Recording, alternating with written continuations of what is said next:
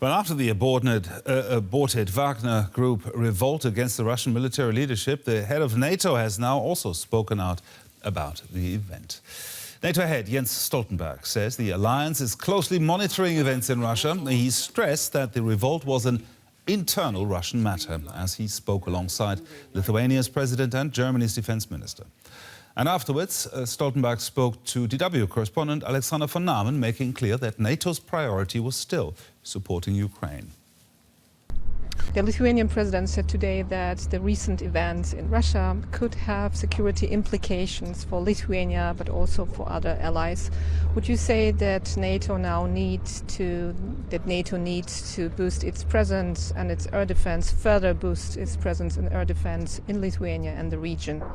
So we have a credible deterrence and defense. We have increased our presence in this region, and we are constantly assessing what more to do. Partly by having more forces in the eastern part of the alliance, but this is not only about deployment of forces in the east of the alliance. It's also about pre-positioned equipment. It's also about air and naval forces that can be very quickly deployed.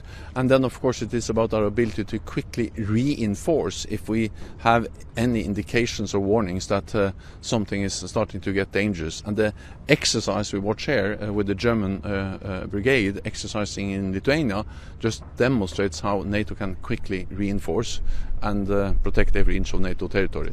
And then, of course, we also had the announcement by Germany to further increase its presence in Lithuania, and altogether this is significant, and it protects all allies. And what is your assessment of the events in Russia? Are we dealing with a more unstable and dangerous regime, or is Putin now weaker? Well, the events we saw unfolding in Russia over the weekend demonstrates the weakness and the fragility of the Russian regime. It also demonstrates the danger of being dependent on mercenaries, as President Putin has been when he has used Wagner forces and the risk of them turning against him, as we saw over the weekend. At the same time, we need to remember these are internal Russian matters. It's not for NATO. It's an internal Russian issue. What matters for NATO is Ukraine, and therefore we must continue to support Ukraine, and welcome what Germany does and other allies do in providing support for Ukraine. Thank you very much. Thank you.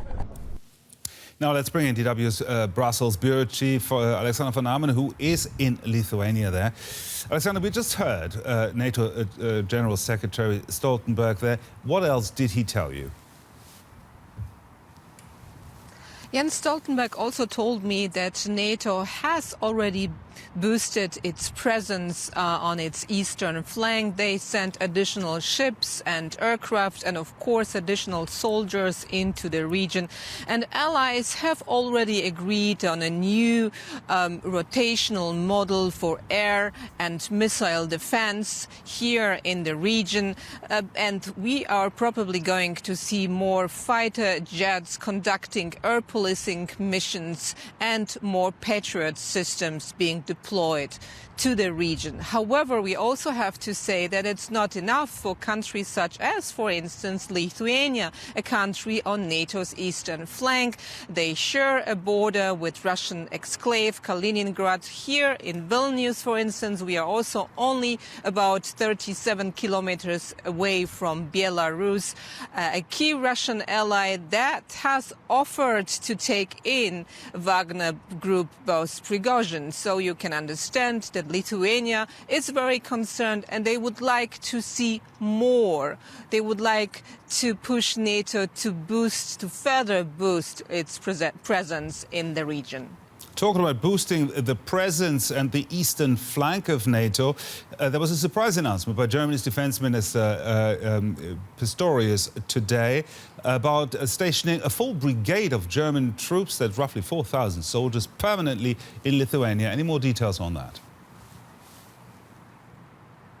Well, we are talking about 4,000 soldiers, and that's a huge deal for Lithuania, whose army consists of just 20,000 soldiers, including conscripts. But we also know, and that is what the German defense minister stressed here in Vilnius, that those soldiers will need housing, will need depots for their equipment and munition, and all that needs to be built, and this is not going to be done quickly, so it's not going to happen overnight. Lithuanians are working on that, but the construction works are probably going to take some time, a few years. And there is another precondition that the German defense minister was speaking about here in Vilnius, and that is that all the decisions need to be in concert with NATO's supreme allied commander Europe,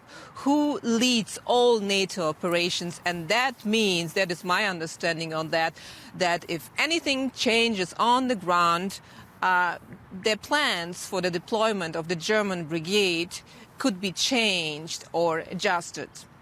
Our correspondent Alexandra von Nahmen there, reporting from Lithuania. Thank you very much, Alexandra.